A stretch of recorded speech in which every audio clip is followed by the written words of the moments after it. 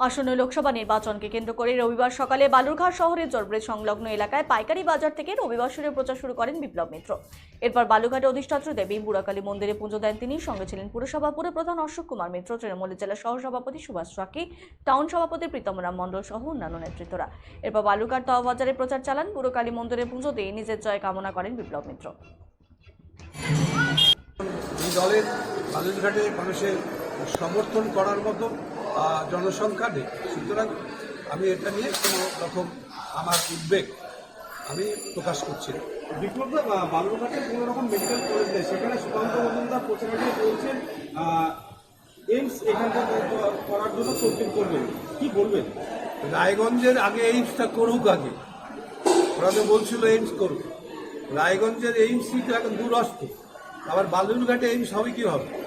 সুতরাং এগুলো ভোটের আগে লোককে বোকা বানানো। এতদিন সুকান্তবাবু তো অনেকদিন রাজ্যের সভাপতি হয়েছেন দলে, যে দল ভারতবর্ষের ক্ষমতায় আছে, তো সেই দলের পক্ষ থেকে উনি একটা দিনের জন্য এর আগে 5 বছরের মধ্যে বলেছেন যে তিনি বালুরঘাটে এইমস করবেন।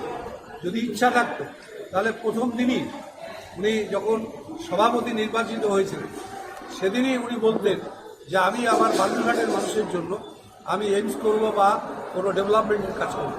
5 বছরে একটা রাস্তা উনি করেন, 5 বছরে একটা টিউবওয়েল বসেন, 5 বছরে কোনো একটা সামান্য কলেজের কথা ভাবেন।